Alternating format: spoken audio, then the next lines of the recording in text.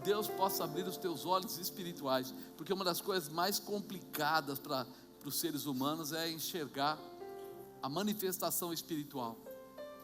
Se a gente pudesse ver, a gente veria o inimigo tentando atacar, mas ao mesmo tempo que a gente ia enxergar o inimigo tentando atacar, nós veríamos também o poder de Deus em nos defender, e aí nós nos sentiríamos mais valorizados, mais acrescidos de coragem, determinação, para entender que o mundo pode ser tremendo lá fora, mas o céu é muito maior, o poder de Deus é muito maior, a autoridade de Deus é muito maior. Por isso eu coloquei como tema: ninguém pode mudar o seu propósito. Diga: ninguém pode mudar o meu propósito. Amém? Deixa eu ler a palavra aqui para você.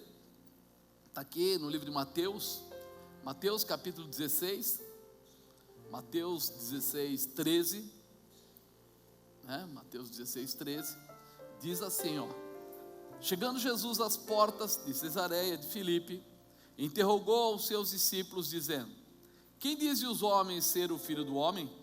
E eles disseram: uns João Batista, outros Elias, outros Jeremias, ou um dos profetas. Disse-lhe ele: e vós, quem dizeis que sou? E Simão Pedro respondendo disse: tu és o Cristo, o Filho do Deus vivo. E Jesus respondendo disse-lhe: bem-aventurado és tu, Simão Barjonas, porque tu não revelou a carne e o sangue, mas meu Pai que estás no céu. Pois também eu te digo que tu és Pedro, e sobre esta pedra edificarei a minha igreja, e as portas do inferno não prevalecerão contra ela.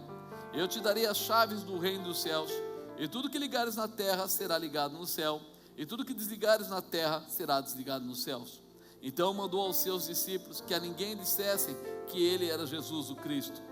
Desde então começou Jesus a mostrar aos seus discípulos que convinha ir a Jerusalém e padecer muitas coisas dos anciões e dos principais sacerdotes e dos escribas, e ser morto e ressuscitar ao terceiro dia. E Pedro, tomando-o de parte, começou a repreendê-lo, dizendo: Senhor, tem compaixão de ti, de modo nenhum te acontecerá isso.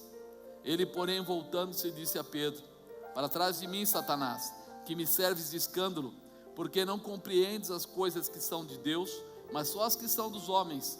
Então disse Jesus aos seus discípulos: se alguém quiser vir após mim, renuncie a si mesmo, tome sobre si a sua cruz e siga-me. Amém? A gente começa a notar aí uma chamada para uma mudança, uma declaração muito forte.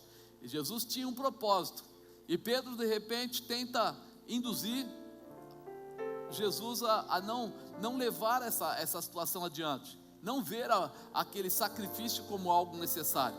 Então, se desejamos viver milagres, precisaremos estar convictos de quem é o Senhor dos milagres. Pedro andava com Jesus? Jesus falava o que ia acontecer no futuro? E por que Pedro foi falar para ele: Senhor, não faz isso não, esquece esse negócio de morrer, o senhor não precisa sofrer, o senhor é um cara legal, o senhor até prega bem, o senhor até cura bem, por que o senhor precisa morrer?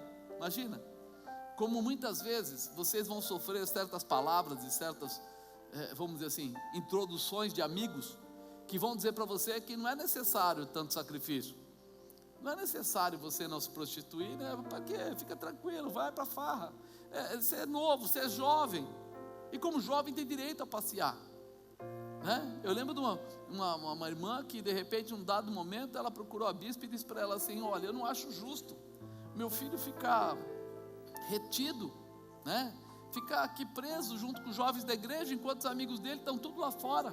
Os amigos deles vão para a farra, os amigos deles vão, é normal, é da idade, nessa idade é normal ele fazer isso. E aí a bispa até explicou para ela, falou: olha, não é assim que se pensa, você, não é porque todo mundo cai no buraco que ele precisa cair, não é porque todo mundo corta o dedo que ele tem que cortar, ele tem que saber o que é bom, o que é mal, e a diferença é você que vai dizer para ele. Aí a mãe achou por bem liberar o filho, e ele foi, e até hoje não voltou para Jesus, continua lá fazendo uma opção de coisas erradas, entrou numa visão contrária, a Romanos 1 e etc, etc, etc.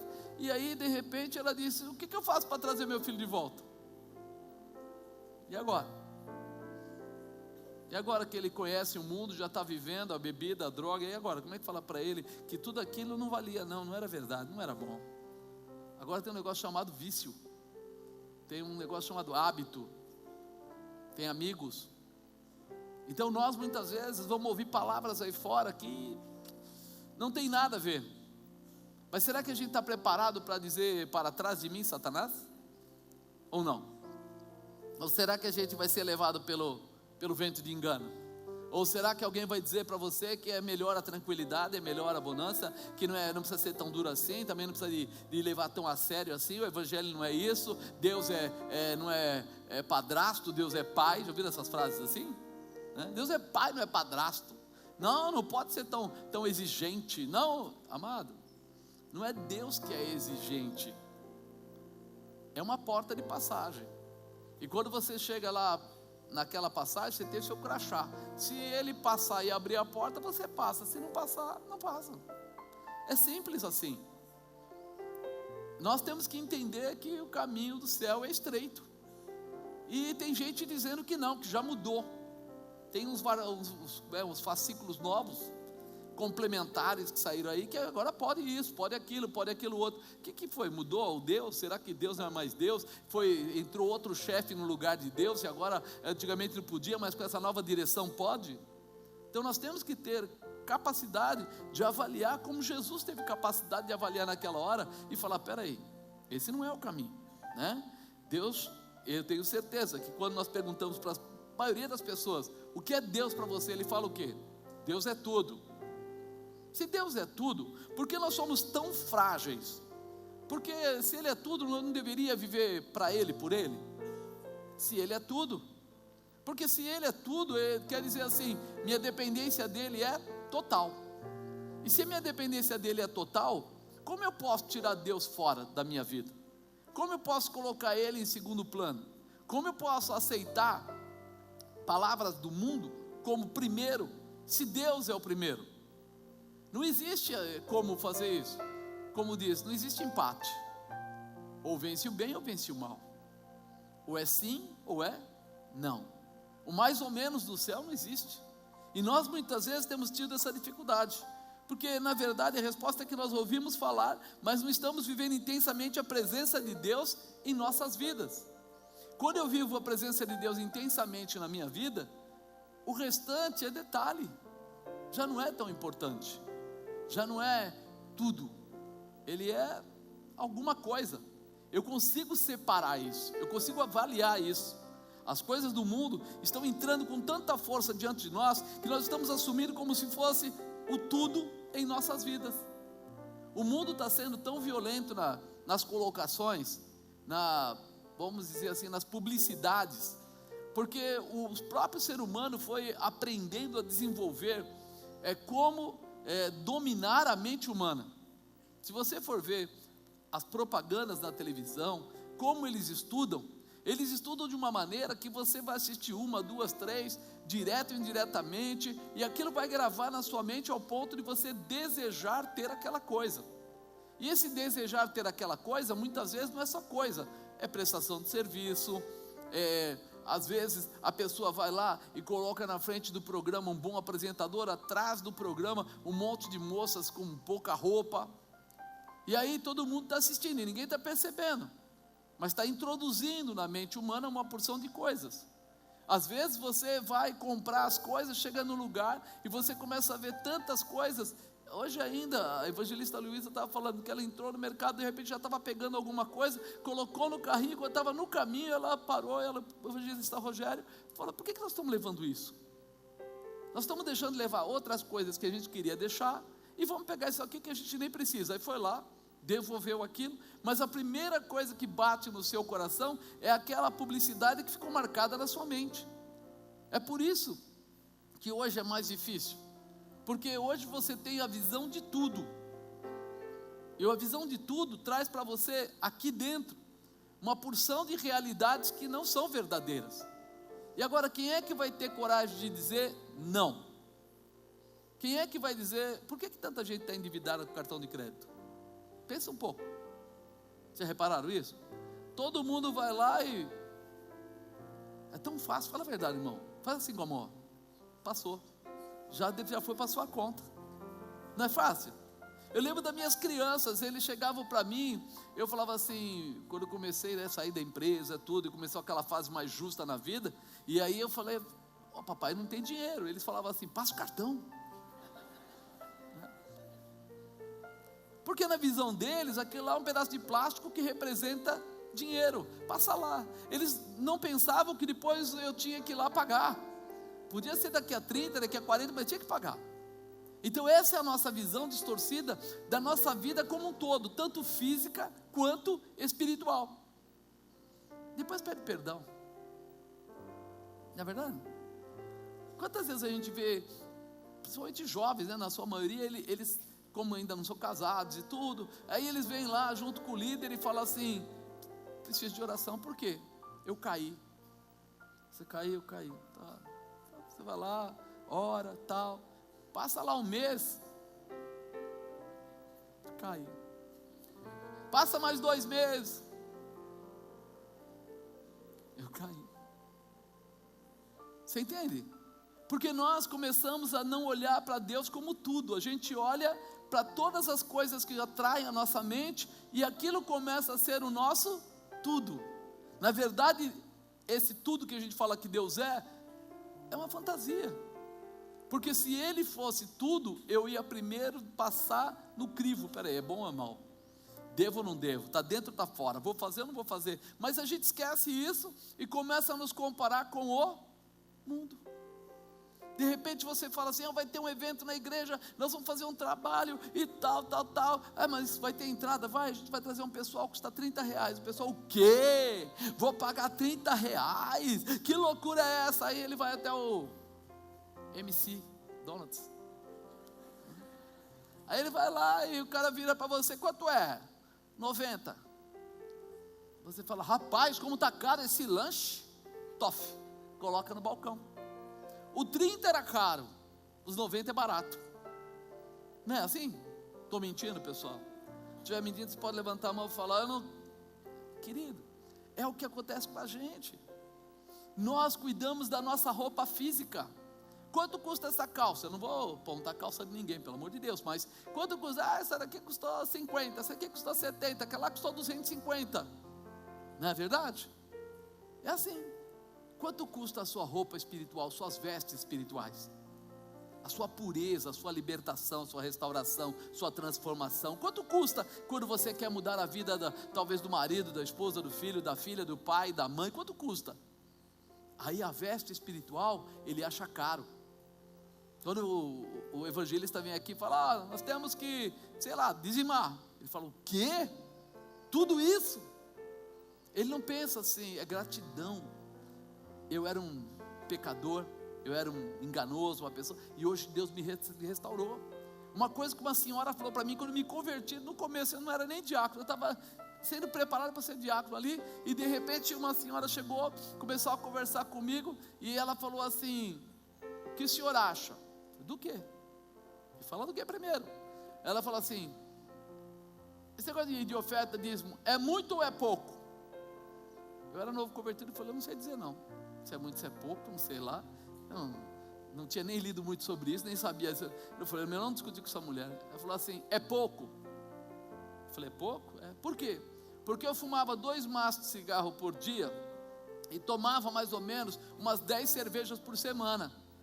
Meu marido todo dia me dava dinheiro, todo dia, pá, e ele, ai dele se não desse, ai dele, todo dia, pá. Ela falou assim, quando eu somei tudo isso, você já pensou em somar tudo isso, quanto dá? Eu não sei quanto custa hoje um maço de cigarro, mas tem noção? R$10? Então é R$20 ela gastava por dia, eu vou falar só do cigarro. Daí tem 7 dias na semana, 20 vezes 7, 140. 140 por semana. Se ela pegar esse daí e multiplicar por 4 que seja, vai, 4 vezes 5, 20, daí vai 4, R$600. Quem dá dízimo de R$600 ganha quanto? R$6.000. Tenho certeza que o marido dela não ganhava isso, mas tinha que pagar o cigarro, e ela não trabalhava. Aí nós começamos a entender quem é o Senhor da nossa vida, se é Deus ou se é o mundo. Porque quando eu estou lá fora, dar os R$ 600 é uma coisa tranquila, faz parte. Agora, quando você entra dentro da casa do Senhor, Ele já não merece tudo isso. É muito dinheiro para dar para Deus, né? É muito dinheiro. Então aí eu começo a entender o que é importante para mim: me vestir de vestes espirituais ou me vestir bonito para o mundo? O que será que é importante? O que você dá mais valor? O seu tempo de olhar para o mundo, para as coisas do mundo, sei lá o quê? Ou o tempo que você tira para orar e falar com Deus, para buscar ao Senhor, para querer os sinais de Deus na sua vida, as maravilhas que Ele tem para acrescentar para você? Já pensou, irmão? Os dons do Espírito Santo diz que você pode curar, que você pode revelar, que você pode profetizar, que você pode interpretar sonhos, que você pode interpretar línguas, que você pode... Quantas coisas? Quanto custa isso? Não custa absolutamente nada. Não custa nada. Porque se você simplesmente orar, se posicionar e colocar Deus em primeiro lugar, é o suficiente para que haja uma manifestação grandiosa de Deus na sua vida. E aí as pessoas às vezes pagam tão caro para ir num show, pagam tão caro para ir comprar uma roupa, tão caro, e acham que é interessante. Mas se você vê, quando alguém faz um milagre, como a pessoa se sente, que tanto que fez, quanto que recebeu, você vai ver que não existe show que traga uma manifestação como essa. Não existe. É tremendo. Sabe, quando você pega uma pessoa que está passando uma aflição, e você vai lá e ora, e aquela pessoa se levanta, restaura, muda a sua vida, tem algo novo, e você fala: que legal. Quando você ora para um empresário que está falindo, ele se levanta, se estabelece, a empresa é restaurada, e começa tudo de novo. Quando você ora para uma pessoa que está desempregada há 2 anos, e ele arruma emprego, paga as contas dele, alimenta a sua família, é fantástico. E aí nós começamos a muitas vezes não perceber que o mundo está se tornando o nosso tudo, e nós estamos esquecendo que existe alguém que já é o tudo. Ele precisa ser valorizado, ele precisa estar colocado como o Senhor, né? Quando nós assumirmos a nossa verdadeira identidade de cristão, teremos capacidade e autoridade para não permitirmos que ninguém mude o nosso propósito com Deus. Quando a gente assumir a nossa identidade. Você reparou que falam que a digital não existe duas iguais no mundo? Irmão, não é no bairro, não é na cidade, no mundo inteiro. Você já reparou que a gente vai lá no aeroporto e o cara, ele não tenta achar outra maneira, ele manda você botar os dedinhos lá naquela luzinha verde lá, você põe o dedinho lá e ele fala: você é você mesmo, é você mesmo. Se você estiver aqui, é você mesmo. Se estiver nos Estados Unidos, você é você mesmo. Se estiver em Israel, você é você mesmo. Milhões de pessoas, muitos milhões, nenhum tem identidade igual, mas todos nós temos que ter a identidade de Cristo dentro do nosso coração. Ele é a diferença na nossa vida. Então nós precisamos abrir o nosso coração, e eu quero falar para você de 5 comportamentos importantes para proteger o seu propósito com Deus. Primeiro, Jesus só se revela para aqueles que são seus. Ele gosta de se revelar para aqueles que são deles. Uma coisa que outro dia saiu uma pesquisa, não sei se vocês viram na internet aí falando, diz que o maior número de muçulmanos que se converteram foram aqueles que quiseram questionar. Espera aí, falam para ele que Jesus existe, que Jesus é o Filho de Deus, e eles querem questionar, e eles têm uma coisa muito importante. O muçulmano gosta muito de orar, eles oram muito, eles oram. Se chegar no Ramadã, oram 5, 6, 10 vezes por dia, e oram, sabe, virados para o mesmo lado, seja uma determinação de orar. Então quando eles ouvem que Jesus existe, e eles começam a ter dúvida, ou eles querem tirar isso da cabeça, a primeira coisa que eles fazem é entrar num processo de oração. Se Jesus existe, porque o Deus que ele acredita é o mesmo Deus, é o Deus de Abraão. Então eles começam a entrar na visão do Deus de Abraão e pedir para que haja uma declaração. E a maior parte deles sabe como se converte? Tendo visão com Cristo. Eles pedem questionam e têm uma resposta. Quando eles têm uma resposta, que vem uma luz, que vem uma voz e fala que Jesus é o Filho de Deus, acabou. Dali em diante, eles às vezes são mortos, às vezes eles têm grandes problemas, porque eles mudam a visão deles imediatamente, porque eles vão o quê? Buscar. Então Jesus se revela para aquele que busca por Ele, para aquele que quer ter Ele por perto, e não simplesmente para qualquer um, porque não vale a pena, seria perda. E chegando Jesus às partes de Cesareia de Filipe, interrogou os seus discípulos dizendo: quem dizem os homens ser o Filho do Homem? E uns disseram João Batista, outros Elias, outros Jeremias, ou um dos profetas. Quem não tem intimidade o suficiente, não tem uma visão objetiva, tem uma visão distorcida. É por isso que muitas vezes as pessoas não sabem de onde veio o milagre. Tem gente que, quando a gente não é convertido, o que acontece? Ele vai lá, pede um passe no centro, depois ele vai lá, pede para jogar água benta, depois ele vai lá, pede para o crente orar, e ele fala assim: olha, todos os caminhos levam a Deus, porque ele tem uma visão distorcida. Mas quando ele tem a identidade de Cristo, quando ele conhece a Jesus, então ele sabe, Jesus é o caminho, a verdade e a vida, ninguém veio ao Pai se não for através dele. Aí ele já tem uma direção, aí há uma revelação especial. Então eles aqui, imagina, começaram a dizer, é João Batista. João Batista era poucos anos, vamos dizer assim, meses mais velho que Jesus. Como ele podia ser João Batista? A não ser que o espírito de João Batista saiu dele e entrou e mandou o espírito de Jesus sair, entrou no lugar, tomou ele. Não existe isso. São colocações que são paradoxais, fora do normal, foge ao controle da mente. Como é que pode um negócio desse? Quem é que pode falar um negócio desse? Mas quando a pessoa está fora, não tem ligação, não tem intimidade, então para ela é qualquer coisa, para ela não existe uma continuidade. É por isso que nós temos que tomar cuidado, porque quem é que está dirigindo a sua mente? Quem é que está doutrinando a sua mente? Quem é que está falando com você, dizendo que fala da parte de Deus? Porque eu já vi isso. Bandido chegar e falar: dá a mão a todo mundo que nós vamos orar, porque nós estamos indo para o assalto, para que não aconteça nada de mal para nenhum de nós. Não é mentira, é verdade. Pode perguntar para eles. E eles acreditam. Eles acreditam que eles estão orando e que Deus vai fazer com que eles sejam bem-sucedidos no próximo assalto. E aqueles traficantes, até passou na televisão também esses dias, que os traficantes do Rio invadiram lá um terreiro, foram lá e em nome de Deus vão quebrar isso tudo. Que Deus é o deles, que são líderes de tráfico e vão quebrar o centro espírita. Está no nome de quem mesmo? Né? Isso não existe. Se você quer falar em nome de Deus, você tem que andar debaixo da cobertura de quem? De Deus. Tem que andar pela palavra de Deus. Eu não estou falando mal de ninguém, eu estou dizendo para você o que é verdade, tá? Não importa se o cara é traficante, se não é. Mas a grande realidade é que, sabe, a luz e as trevas não podem se misturar. Se mistura, não tem jeito. Deus não falou para a gente entrar e quebrar as coisas dos outros, falou?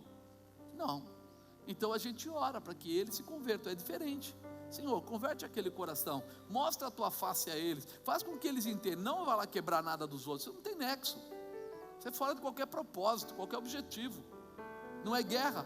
Se fosse uma guerra, quem está vencendo, quem está matando, quem está morrendo, mas não é isso aqui é espiritual. Nossa guerra não é contra a carne nem contra o sangue, mas contra as hostes, regiões celestiais. Então nós precisamos ter dignidade espiritual para andar debaixo da palavra de Deus, para ter coragem de dizer não está certo, ou está certo, é assim, é dessa maneira, né? Muitas pessoas andam junto com cristãos, muitas pessoas até falam de Deus, mas somente quem tem intimidade, que vive a vontade de Deus na sua vida, que anda no caminho do Senhor na sua vida, é esse que vai saber dizer quem é Jesus. Quem é Jesus? Quem é Ele? O que Ele está fazendo? Segundo, quem tem intimidade tem a resposta. Olha aí, disse-lhe ele: e vós, quem dizeis que eu sou? E Simão Pedro respondendo disse: tu és o Cristo, o Filho do Deus vivo. E Jesus respondendo disse-lhe: bem-aventurado és tu, porque tu não revelou a carne e o sangue, mas meu Pai que estás no céu. Ele é tão claro em dizer, olha, você teve uma revelação, veio algo de Deus. A manifestação do Espírito deu a Pedro a resposta exata, correta, naquilo que é. E nós muitas vezes não sabemos o que fazer. Muitas vezes entramos em negociação com pessoas erradas. Muitas vezes compartilhamos a nossa vida com pessoas erradas e nem percebemos, sabe por quê? Porque nós não temos essa visão profunda, essa intimidade que nos dá sensibilidade para saber quando nós devemos ir e quando nós não devemos ir. Quando a gente deve fazer um negócio ou não deve fazer um negócio. Essa sensibilidade é importante. Pedro recebeu ali a declaração de Jesus. Por quê?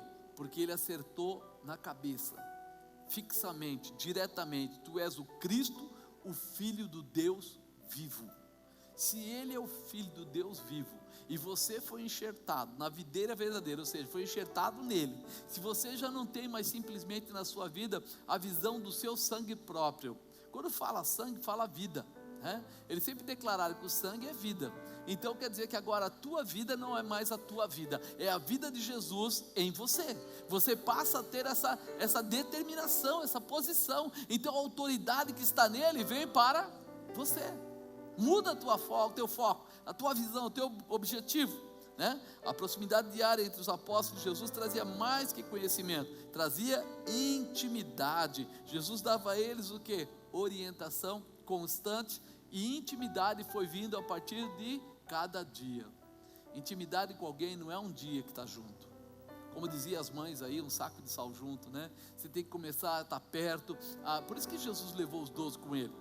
Comiam juntos, andavam juntos, dormiam juntos, faziam milagres juntos, entravam às vezes em dissensões, em discussões lá, né? Pela palavra juntos, tudo junto. Isso foi abrindo a mente deles para entender um pouco mais. Não fez eles ainda perfeitos. Por quê?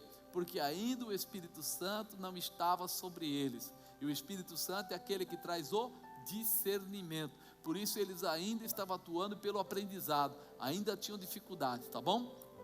Terceiro, Jesus tem uma promessa com você. Fala para a pessoa do lado: Jesus tem uma promessa com você.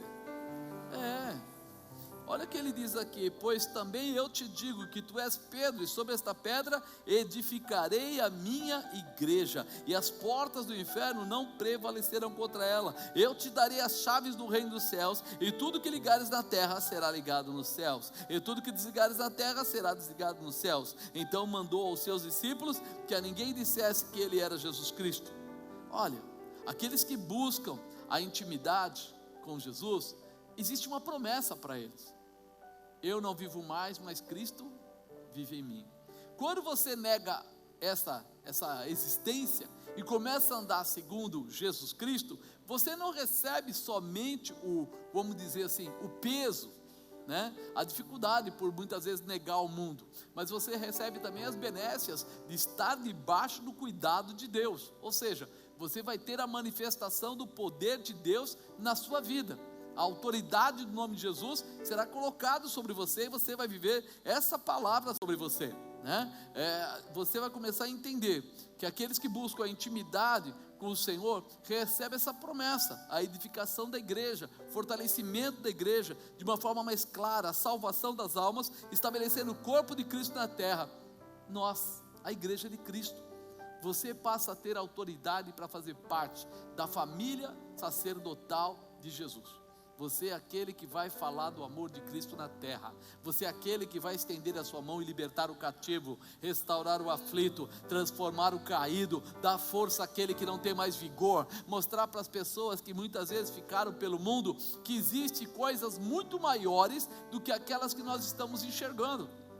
Porque às vezes as pessoas ficam tão presas ao mundo, e quando tudo dá errado, a primeira coisa que vem na cabeça deles: não vale mais a pena viver. É ou não é? Quantas pessoas querem se matar? Querem tirar a própria vida? Você fala: mas como é que pode alguém querer tirar a própria vida? Porque ele começa a perder o controle da vida dele. Então ele acha assim: eu não sei lidar com este problema, então a melhor coisa para tirar o problema é tirar a minha vida, que o problema vai junto. Quando ele começa a entender aqui a terra é temporário, que existe um controle espiritual que vem de Deus. Ele começa a perceber por que é que ele está sendo tão atacado. Ele começa a mudar a perspectiva dele. Eu não olho mais com o tudo da carne, eu olho com o tudo do Espírito. Porque o tudo do Espírito, quem é o dono do ouro da prata? Quem pode todas as coisas? Quem criou o céu e a terra? Quando eu olho para o tudo de verdade, é Deus. Quando eu olho para o tudo de mentirinha, é a terra, é o mundo. Esse é o de mentira. Por isso tanta gente se fere, se mata, se machuca, se perde, estraga relacionamentos, fica às vezes desempregado e traz tantas consequências ruins. Porque ele está na direção contrária. Quando ele entender a direção certa, ele abandona essa visão distorcida e começa a viver uma nova realização. Apóstolo, mas ele tem dificuldade, é verdade, ele não tem dinheiro, é verdade, ele não tem emprego, é verdade. Só que pensa quantas vezes antes de acontecer isso, essas pessoas não estavam fixas, não estavam atentas, não é uma mistura. Tem alguém que diz assim, mas ele vai na igreja. Ir na igreja não é a mudança. Trazer Jesus Cristo para dentro de você é a mudança. Quando ele tem liberdade dentro de você é a mudança. A igreja, 4 paredes, tem aí um painel lindo, tem lá no fundo um cafezinho, isso é a igreja física. Mas essa não é a mudança. A mudança que acontece é aqui dentro. É quando eu entendo o que está acontecendo. Quando eu vivo essa manifestação, deixando que Ele seja o Senhor da minha vida. Imagina, se de repente Moisés, quando ele chegou na frente do mar, ele fez o trajeto fugindo de Faraó, foi na direção justamente do mar. E quando ele chegou no mar, ele viu que não tinha passagem, e ele olha para trás e vê aquele exército vindo, a poeira lascada lá no meio do deserto, porque era areia para todo lado, os cavalos vindo, o pessoal correndo, e ele fala, foi-se, errei, não tem como mudar o caminho. Alguns vão se salvar, vão se enfiar aqui no mar, vão dar umas braçadas e provavelmente vão largar eles por aí, mas a maior parte vai morrer aqui. Mas ele estava debaixo de orientação de quem? E o que Deus falou para ele? Diga ao povo que se Deus é o tudo dele abre o mar. Se Deus não é o tudo, se o mundo é o tudo, então haja abraçada, vai ter que sofrer para atravessar. Porque se você está pela carne, você vai colocar a sua força humana. Mas se você está pelo Espírito, Deus vai quebrar as barreiras. Não é o que eu falo, é o que eu vivo. Não adianta, não, eu vou falar, eu vou recitar aqui, que eu brinco às vezes quando eu era garoto e a gente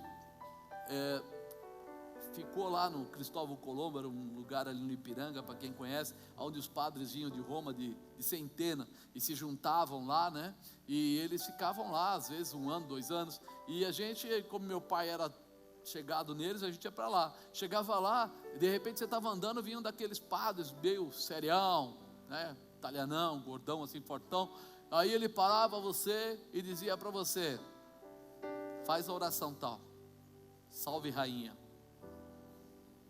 e não faz para ver, não faz, já pega a sua orelha e te levantava do chão pela orelha, como é que é, você não sabe, então você tinha que aprender várias, crê em Deus Pai, salve a rainha, não sei o que, vai aí, vai, tá, pá, um tapa na cabeça, acertou, levou um tapa na cabeça, errou, arrancava o cabelo do lado, a orelha e coisa do tipo. A brincadeira parece bobagem, mas existia uma plataforma, como se aquilo fosse a salvação, e na verdade quando a gente saía mais para frente, falava filho da mãe, para não falar outra coisa, xingava ele de tudo e embora, falava assim, desgraçado, tal. Eu não sei como foi, rasgou minha orelha aqui embaixo uma vez, levou uns 2, 3 anos ou mais, porque não tinha jeito, quando eu estava colando aqui, começava, o sujeito catava lá e tum, saía sangue, eu falava, meu Deus, essa orelha vai cair, e era o hábito deles, pegar na orelha, era o hábito, se perguntar para a pastora Nilza, ela lembra daquele padre grandão lá, Isidoro, padre Isidoro, meu irmão, o cara era forte, se ele pegasse você pela orelha, ele levantava e saía andando assim no ar, E a gente tinha um pavor dele. E era amigão do meu pai, mas ele ria um monte, mas tapa na cabeça, puxão de orelha, puxão de cabelo, fala. Depois ele tirava do bolso o santinho. Quase que eu falava, esse eu já tenho, dá outro, que esse eu já tenho.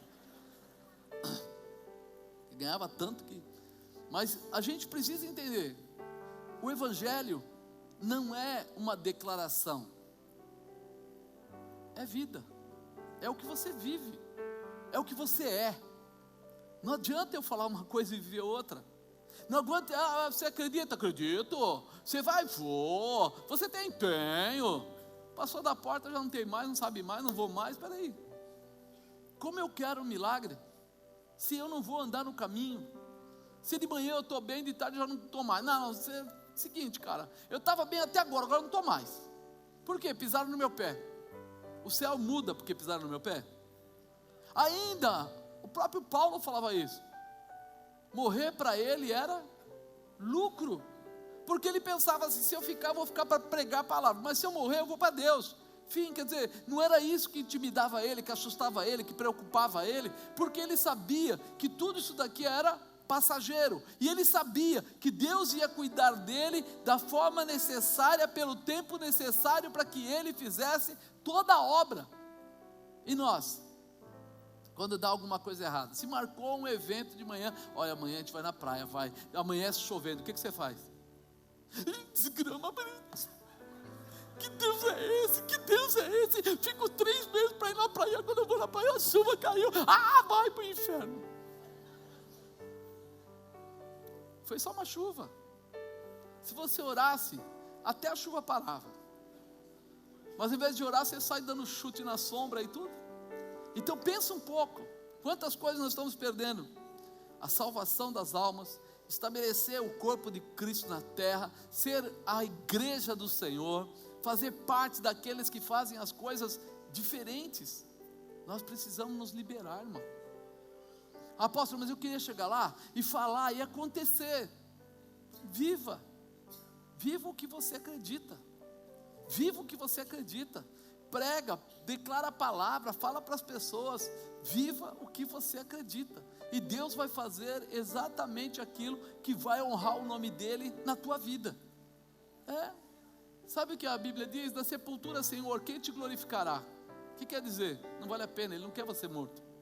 Você morto, já foi. Ao homem isso é dado morrer uma vez, seguindo-se após isso o seu juízo. Quer dizer o seguinte, enquanto você está vivo, você glorifica a Deus. Depois que você morrer, já passou a fase, já foi, acabou. Então Ele quer ser glorificado. Então quando você fizer as coisas que possam trazer realização, você está glorificando a Ele, curando, libertando, restaurando, transformando, abençoando as pessoas, abrindo os caminhos, dando ajuda para quem precisa, vivendo a presença, sendo um exemplo da glória de Deus. Quando as pessoas olharem para você, vão dizer, olha, ali vai um homem de Deus, ali vai uma mulher de Deus. Você vai ser o exemplo da salvação, do que vale a pena. Mas você não sabe os problemas que eu tenho. No mundo tereis aflição, mas tende bom ânimo, porque eu venci o mundo, vós vencereis também. É nítido e claro que a luta vem, mas é nítido e claro que o Senhor é aquele que te dá força para vencer qualquer luta. E é isso que precisa entrar no nosso coração, porque caso contrário, nós vamos entrar na síndrome de pânico, nós vamos entrar naquelas pessoas ficarem down, nós vamos entrar em tudo isso. Por quê? Porque nós vamos acreditar mais na derrota do que na vitória. Um dia eu vi uma pessoa falando, não, mas eu sou assim porque eu não tenho emprego. Tá. Eu sou assim porque eu sou jovem, não tenho emprego, não tenho uma namorada. Poxa vida. Tá. Não, porque veja bem, tal, não sei o quê, tá bom, vem cá, vamos orar. Comecei a clamar, aí Deus pega e deu uma namorada para ele, uma moça até de boa aparência. Passou um tempo, nós continuamos orando, eu falei, Deus vai te dar emprego. Deu um emprego para ele, a empresa deu carro, ele trabalhava com o carro. Então ele tinha agora uma namorada de boa aparência, tinha um bom salário, tinha o carro da empresa. Não era para estar tudo legal? Passou uns poucos meses, 2, 3 meses, ele falou assim, eu não se encaixa muito. Foi lá e mandou a mulher embora. Não quero essa namorada. Aí diz ele que ficou chateado, foi com os amigos, deu cavalo de pau na rua e não viu que tinha o chefe dele passando na rua. Perdeu o namorado e perdeu o emprego. Aí voltou para mim, olha aí o que Deus faz. Eu falei, é você, jumento. É você mesmo. É você. Não foi Deus nenhum. Não foi nem o diabo. Não coloca a culpa no diabo, porque não foi o diabo. Isso são escolhas pessoais. Isso é ser humano. Se ele soubesse que ele não devia fazer isso, ele não teria feito, parava a brincadeira, acabou o problema. Então nós precisamos tomar cuidado. Porque nós colocamos a culpa nas coisas, mas muitas vezes a nossa posição é que está inadequada. Nós precisamos aproveitar e entender aquilo que Deus quer colocar nas nossas mãos. Quarto, as revelações de Jesus confrontam a fé. Olha aí, desde então começou Jesus a mostrar aos seus discípulos que convinha ir a Jerusalém e padecer muitas coisas dos anciãos e dos principais sacerdotes e dos escribas, e ser morto e ressuscitar ao terceiro dia. Por que Jesus foi falar isso para eles? Porque não queria que eles fossem pegos desprevenidos. Eles iam falar o quê? Nossa, a gente estava andando com o nosso líder e ele morreu. Então, para que não acontecesse isso, Jesus começou a preparar eles. Olha, o salário do pecado é a morte, o dom gratuito de Deus é a vida eterna, mas precisa ser pago o preço do pecado. E se precisa pagar o preço do pecado, e é sangue, então precisa ter um cordeiro para cada pessoa que vamos dizer assim, cometeu o pecado, precisava ter. Ou, melhor que isso, o Cordeiro Santo de Deus para tirar esse pecado do mundo. Então, Deus enviou o Filho, está aqui, ele estava explicando isso para eles, que ele vinha para ser crucificado, para pagar o preço da maldição de cada um de nós, e naquela época deles. 22, e Pedro, tomando de parte, começou a repreendê-lo, dizendo: Senhor, tem compaixão de ti, de modo nenhum te acontecerá isso. Quantas vezes você abre mão de fazer outras coisas para vir para a igreja? Vai ter gente aí, até crente, dizendo para você: ah, parou, né? Igreja tem todo domingo. Agora você vai querer no domingo ir à noite às 18 horas para o culto, sendo que vai ter aí um jogo, vai ter aí uma festa, vai ter aí um negócio. Sempre vai acontecer isso, irmão. Sempre vai ter alguém, até crente, que vai dizer que não vale a pena, que não é assim, que não precisa disso. É o que ele está dizendo aqui. Jesus está contando para ele que convinha, que era para ser assim, que deveria padecer pelas coisas e tal, e tal, e tal, e tal. E aí, de repente, aparece um submisso a ele, para dizer para ele que ele não deveria fazer. Se Jesus não tivesse convicção do que ele estava fazendo, o que aconteceria? Se você fosse Jesus, e viesse aí esse amigo seu que está bem do seu lado, e dissesse: não, para com isso, não precisa disso não, para com isso, você não precisa sofrer isso não, você não precisa deixar de beber, você não precisa deixar de mentir, você não precisa deixar de se prostituir, não precisa deixar de adulterar, não, isso é besteira, ai que bobagem, será que você não ia parar no meio do caminho? Eu falei: é verdade. Pensando bem, deixa eu avaliar, pensando bem, né? Porque o ser humano, ele sempre tem esse negócio, ele está indo, mas ele precisa de alguém que o confirme. Ele pode ver quantas vezes as pessoas perguntam para você: você acha que é errado mesmo fazer tal coisa? Até na cozinha. Um dia eu via uma senhora lá cozinhando, aí a outra falou assim: mas você acha que precisa mesmo bater todo esse tempo a massa, não sei o quê? E se deixasse menos? Ela falou: para, porque eu já deixei menos outra vez, o negócio ficou ruim, então tá. Para que aquela senhora foi falar, se a outra já é quem faz o bolo sempre sabe? Para que Pedro foi se meter com Jesus, se quem era o líder era quem? E o que o Pedrão tinha que falar? Vai me dizer que você também, que é membro da célula, nunca foi querer ensinar o seu líder? Não falei nada, deixa para lá. Para a próxima. Ele, porém, voltando-se, disse a Pedro: para trás de mim, Satanás, que me serves de escândalo, porque não compreende as coisas que são de Deus, mas só as que são dos homens. voltamos para o mundo. Peraí, ele é tudo, mas você está compreendendo as coisas que são do homem e não que é de Deus. É isso que é difícil para as pessoas. Por que não? Por que eu tenho que perdoar? Ele fez isso para mim, ele fez aquilo para mim, você não imagina. Ele machucou a minha vida, da esposa, do filho, da filha, machucou alguém. Não posso perdoar. Você tem que perdoar, não é opcional. Porque se você quer ser como Cristo, você tem que ter em você a mesma afeição, o mesmo objetivo, o mesmo propósito que Cristo tem. Percebe por que muita gente não alcança os objetivos? Por que muita gente não consegue atingir aquilo que é necessário? Por que muita gente não consegue, sabe aquela história que ele fala assim, eu cresço e diminuo, fica que nem a serra lá, sobe e desce. Ou que nem as ondas do mar, que vai e vem, nunca chega a lugar nenhum, como a Bíblia diz. Por quê? Porque não dá para ser meio crente. Fala para o irmão do lado, não dá para ser meio crente. Ou você é, ou você... Entendeu? Mais ou menos não existe. As pessoas ficam meio, sabe, tudo bem, hoje tem muita pregação aí, nós estamos no tempo da graça. Entende? Não é uma vez salvo, sempre salvo. Eu tenho que mascar chiclete para falar. Amado, puxa vida, como é simples essa ministração. Só que não é isso que a Bíblia diz. Ela não brinca.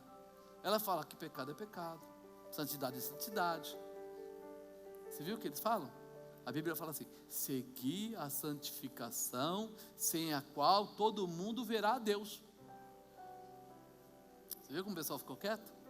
Sem a qual ninguém verá a Deus. Para que ele pede para seguir a santificação se não tem problema nenhum? Se pecado nem faz diferença para Deus. E ele fala, seguir a santificação. Sabe o que quer dizer seguir a santificação? Abandonar os comportamentos errados.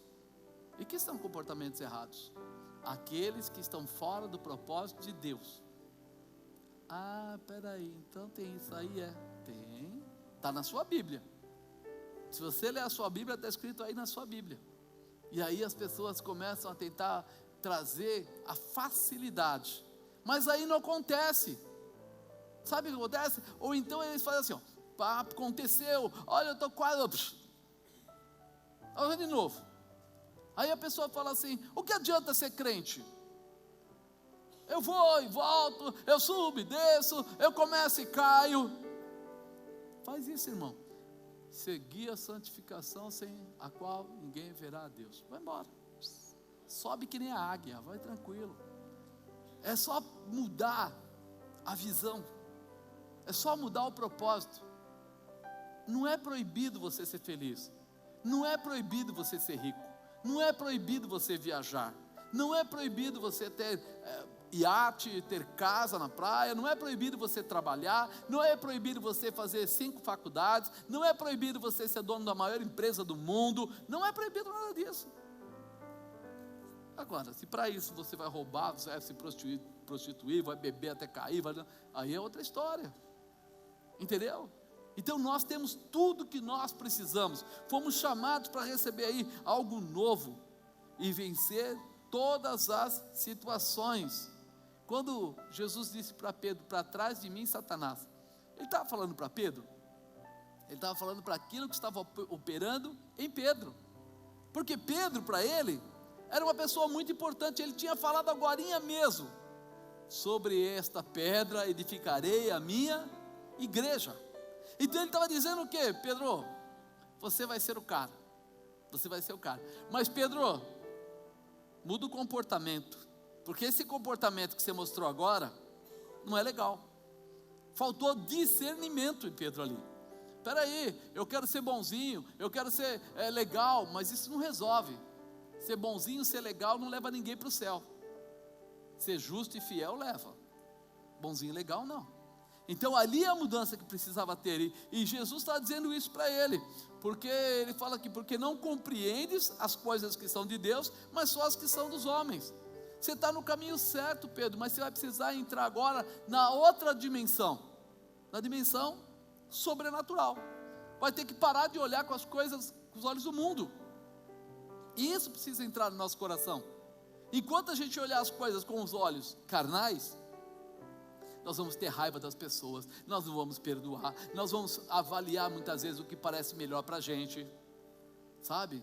Pô, mas eu estou com vontade de comer, mas para comer aquela comida boa daqueles caras, eu vou ter que sentar naquela mesa, aí eu vou ter que sentar na roda dos escarnecedores, aí eu vou ter que falar um monte de bobagem, participar de bobagem, aí eu vou ter que beber, vou ter que mentir, vou ter que não sei o que lá, pera, então eu vou passar fome mesmo, vou embora, eu como pão com mortadela em paz. Por quê? Porque o que vai me roubar depois é muito pior. Eu vou abrir a porta para o diabo trabalhar na minha vida, eu não quero isso, eu não quero essa situação. Ou então vai ficar calado, come e sai, pede perdão a Deus, come e sai, fica fora, mas não fala, não entra, não participa, não se mistura, porque nós fazemos a diferença. Luz e trevas não se misturam. Se a luz chegar, as trevas se dissipam, e você precisa estar com essa visão para a sua vida, né? Porque não compreende as coisas que são de Deus. Nós precisamos abrir o nosso coração e tentar entender mais o que Deus está falando conosco. Você acha que é difícil para Deus abrir uma porta de emprego? Você acha que é difícil para Deus curar um enfermo? Pensa bem, para Ele não é nada difícil. Mas será que nós estamos preparados para fazer isso? Será que nós estamos preparados para entrar nessa dimensão? Às vezes numa guerra espiritual, às vezes a enfermidade que a pessoa tem é enfermidade física, às vezes é enfermidade espiritual, e às vezes você está brigando com o físico, mas é um demônio que está ali, e vice-versa, às vezes está brigando com o demônio não está lá, já é uma enfermidade física. Você precisa estar aberto para entender o que Deus está querendo fazer naquela hora, e é isso que faz a diferença. As palavras de Pedro não puderam parar o propósito de Jesus. O milagre da salvação estava no caminho de acontecer. Jesus veio na terra para fazer o quê? Para morrer por nós. Já pensou que duro? Você viver 30 anos sabendo que você vai ter que um dia partir, vai ser da forma mais difícil, mas que se você não fizer isso, o povo não terá salvação. Ele não deixou os sentimentos dele, ou seja, ele sofreu mesmo, doeu mesmo, e fisicamente ele morreu mesmo, mas ele tinha que ser tratado daquela forma, porque aquele tratamento é o que você merecia e eu merecia. Aquele tratamento era nosso. Pagar o preço com sofrimento e com sangue. E ele falou: não, eu vou pagar esse preço, para que eles sejam abençoados. Cada vez que você conseguir pensar nisso, na dimensão do sofrimento, do amor, da misericórdia, você vai ver que vale a pena você perdoar, que vale a pena você mudar, que vale a pena você restituir, que vale a pena você ajudar, que vale a pena você andar nos caminhos do Senhor, fazendo aquilo que Deus está falando. Vale a pena. Experimenta, você vai ver que você vai vir dizer para mim, né? Será que você está pronto para não permitir que o milagre de Jesus deixe de acontecer por causa da sua vida? Porque tem que cuidar da boca, né, meu irmão? O que você fala? Diz que a nossa boca fala do que o nosso coração está. O que a gente está falando? A gente vem reclamando, a gente vem achando só defeito, a gente vem, e de repente ele fala assim: você está cheio de defeito aí dentro, tá? De angústia, de opressão, de desânimo. Seus olhos estão na terra ou estão no céu? Como é que você está? Começa a se livrar do peso, do jugo, do sofrimento, porque quando você chegar a alguém para falar da parte de Deus, e chegar pesado, chegar, vamos dizer assim, amargo, chegar não faz de conta, só falando a palavra de Deus diz, a palavra de Deus não sei o quê, mas dentro de você ainda não tiver essa sensibilidade, pode ter certeza que todo mundo vai perceber. Não haverá liberação, não haverá libertação, não haverá restauração, porque ainda o seu coração não está livre. Você ainda está falando tecnicamente, mas quando você falar da parte de Cristo, você vai falar com amor. E quando você falar com amor, você vai quebrantar aquele coração, você vai mudar aquela vida, e é aí que as coisas acontecem, é aí que as coisas começam a ter transformação. Eu acho que Você lembra, né? O que aconteceu ali com o próprio Pedro, que ele não tinha recebido ainda o Espírito Santo, por isso ele estava ainda nessa fase. E quando Jesus falou para ele, ele falou: Senhor, por ti eu morro.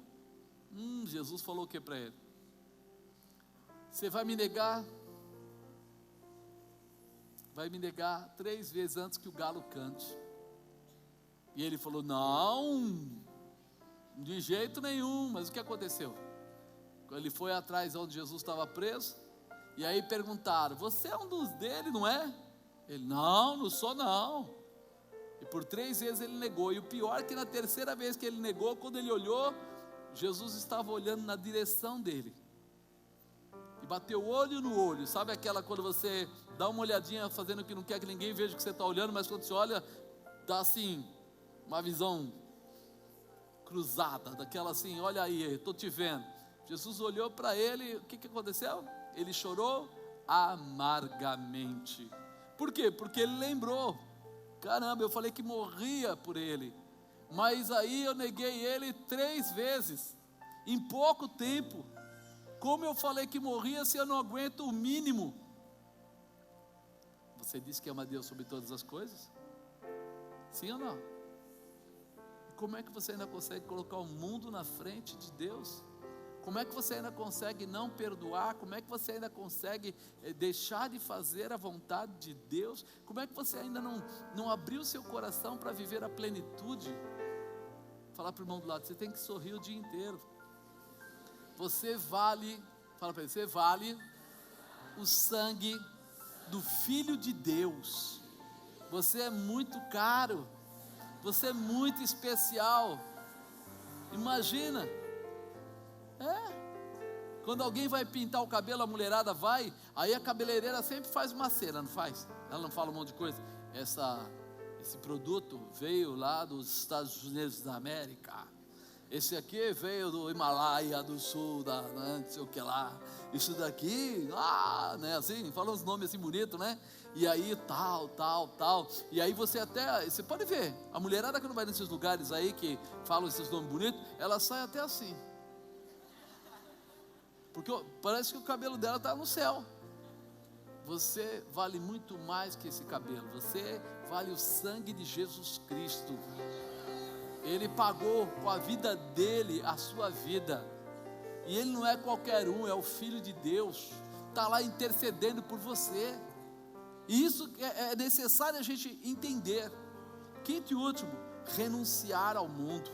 Então disse Jesus aos seus discípulos: se alguém quiser vir após mim, renuncie a si mesmo, tome sobre si a sua cruz e siga-me. O que ele estava dizendo? Renuncie a si mesmo. Ele não estava querendo dizer assim: se mate, se morra. Não. Não é isso não. Ele estava querendo dizer para você assim: olha, para de ficar reclamando de tudo, de ficar se comparando em tudo, de avaliar lá fora. Para com isso. Agora você vai renunciar a si mesmo. Você vai pegar a sua vida, sabe o que ele fala, cruz? Quer dizer, suas dificuldades, seus problemas, a sua vida, e vai vir comigo, vamos andar juntos, vamos caminhar juntos. Você imaginou, irmão? Jesus chamando você para andar com Ele, chamando você para estar com Ele, ir aos lugares. O que pode dar errado se Jesus estiver com você? Pensa bem. Jesus está com você e você fala: e agora? Foram apedrejar a mulher, Jesus estava do lado, atrapalhou apedrejar. Foram passar com o enterro lá do jovem, o filho da viúva lá. Jesus chegou lá, o menino levantou no caixão. O cego estava gritando: filho de Davi, tem misericórdia de mim, filho de Davi. Mandaram ele calar a boca, mas ele não calou. Jesus chamou ele e ele voltou a enxergar. Jesus, onde ele passava, onde ele estava, algum milagre acontecia, alguma coisa tinha que acontecer. E agora ele está dizendo para você: pega os seus problemas e vamos embora, para de enrolar, vamos embora. Sabe, ele está dizendo: chega, parou. Não, mas eu tenho que chorar. Não vai chorar nada, pega a sua cruz e vamos embora. Chega de querer chorar, não vai perder tempo com isso não. Vamos embora, está na hora de ir embora. está na hora de você vencer, está na hora de você passar por sobre os seus problemas, está na hora de você ir além, está na hora de você esquecer a sua carne, fazendo agora o seu espírito dominar essa situação. Você vai vencer, sua família vai vencer, sua casa vai vencer, você vai ver a glória de Deus entrando sobre você. Não é mais da mesma maneira, não é mais, a mudança está aqui. Quando ele fala renunciar, ele está dizendo assim, abandonar, largar, deixar. E aí ele coloca os dois caminhos, o caminho do mundo e o caminho de Deus. Só que ele mandou você ir atrás dele ou ir sozinho? Atrás dele. Então ele quer você no caminho de quem? De Deus. Se ele quer você no caminho de Deus, ele quer você no caminho da vitória, no caminho da realização, no caminho do poder, no caminho da autoridade, no caminho dos milagres. Ele não quer você no caminho do sofrimento, da tristeza, da angústia, da opressão, do jugo. Não. Você precisa abrir o seu coração para entender isso. Porque muitas vezes eu começo a ir no caminho de Deus, mas daqui a pouco eu já falo, vou dar um jeito, espera aí. Vou dar uma paradinha aqui no caminho. Oi, dá para pendurar minha cruz aí um minuto? Vou deixar de pendurar aqui no muro, mas eu já volto para pegar. E quando vem, está voltando lá. Ele está dizendo, não, você não volta para buscar as coisas do passado. Você não vai fazer isso. Quando Deus estava livrando a família de Ló, Ele falou para eles que eles saíssem depressa. Os anjos foram lá falar para eles, saiam depressa e não olhem para... A filha não olhou, a outra filha não olhou, Ló não olhou, mas teve alguém que olhou. Você que falou que foi a mulher, não fui eu. Ela que falou, a mulher, né? Então uma pessoa olhou para trás, e a que olhou para trás, parou ali, não conseguiu prosseguir, né? Diz que virou a estátua de sal, mas eu penso assim, parou, perdeu, travou, ficou. E aí, pensa bem, ele não falou que era um livramento? Eles não queriam atacar ali, Deus não mandou uma chuva de enxofre, de fogo, para acabar com aquela região que só tinha coisa errada? Mandou, foi avisado? Foi, era para sair? Era para ir adiante? A direção era aquela? Sim. E aí o que aconteceu?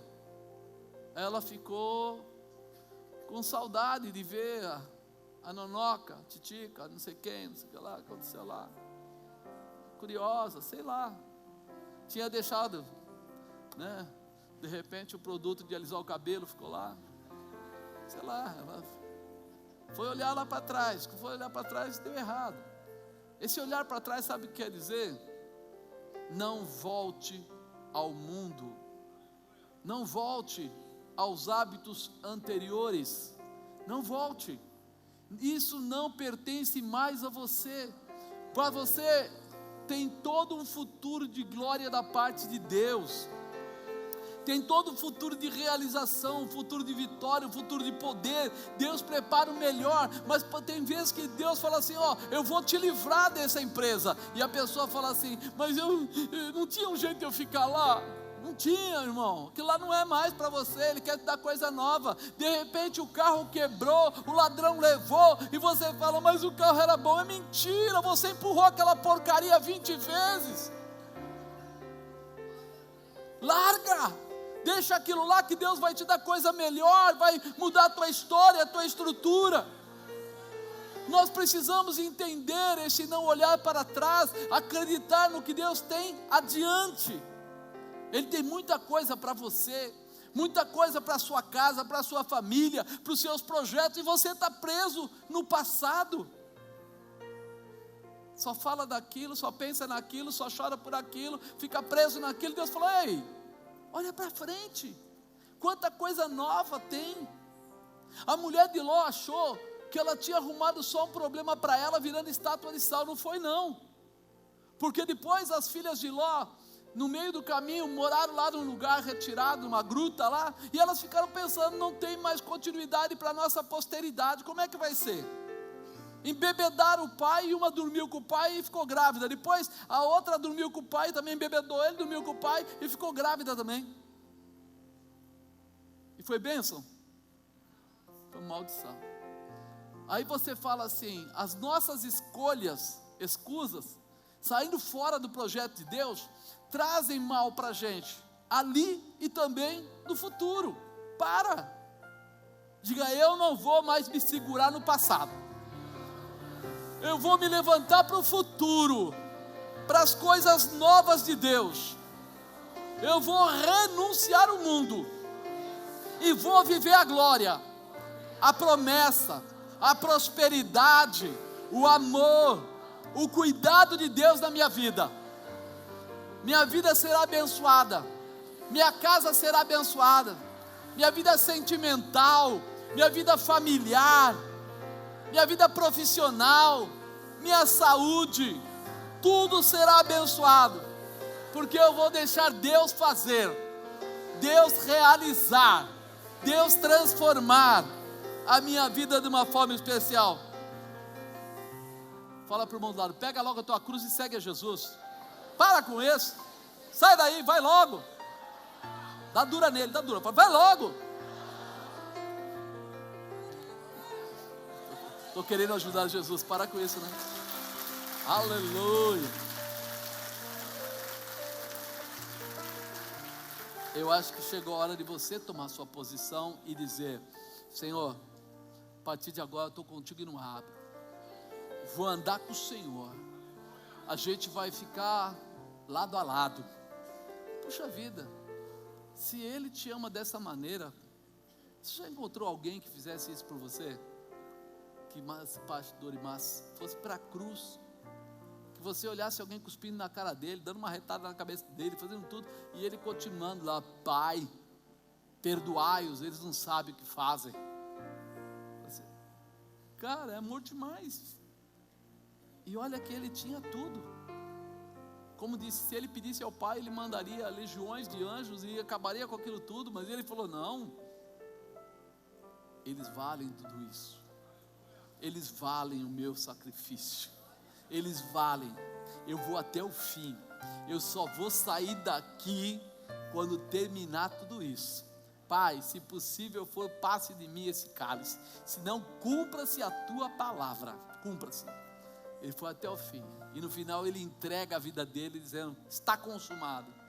Aquela hora ele falou assim: bate o carimbo aí, anjo, bate aí, bateu, tá? Assina, pronto, está aqui a certidão, esse povo agora é filho, tem direito à herança, tem tudo de bom, está registrado no céu, diabo não mexe no céu, diabo não rouba no céu, diabo não atrapalha no céu, diabo não tem poder contra o céu, e está registrado naquele cartório, você tem o direito da bênção de Deus. Fim, vai viver a bênção de Deus.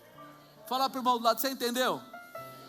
Fala, você está registrado no céu, não é na terra é pouco. Fala para ele, fica de pé. Aleluia. Ninguém pode mudar o seu propósito, ninguém pode tirar a promessa que Deus fez para você.